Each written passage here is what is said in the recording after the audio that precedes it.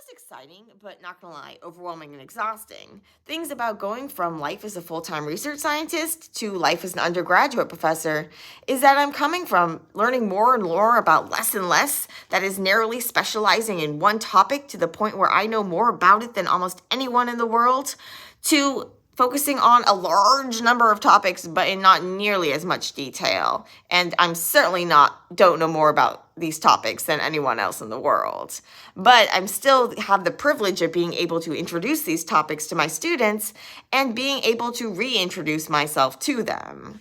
One of the hardest things as I'm reintroducing myself to them and getting so fascinated and now that I have this perspective behind me of these years of training and everything just makes so much more sense. And it's just really exciting, but I have to keep myself from going down rabbit holes and that sort of thing and getting too in depth when for my students, if I just gave them all those details, that would be so overwhelming because this is their first time seeing these things and they don't have that perspective behind them. So one of the things that I'm focusing on in my teaching too is kind of giving them that sense of perspective that comes from being a research scientist. So really thinking about how researchers go about doing the experiments and reporting the data and that of how the science gets made that goes into these textbooks.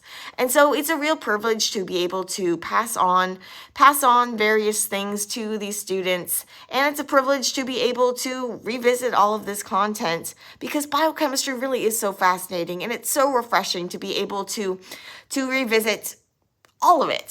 So no matter how overwhelming that might seem at times, it feels just like such a privilege to be able to open my mind more again.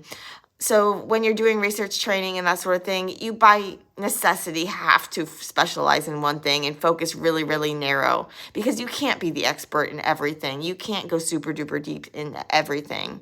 But I do hope that if you are going deep diving into things, you at least keep a sense of perspective and you do occasionally revisit your Leninger or whatever your biochemistry textbook is.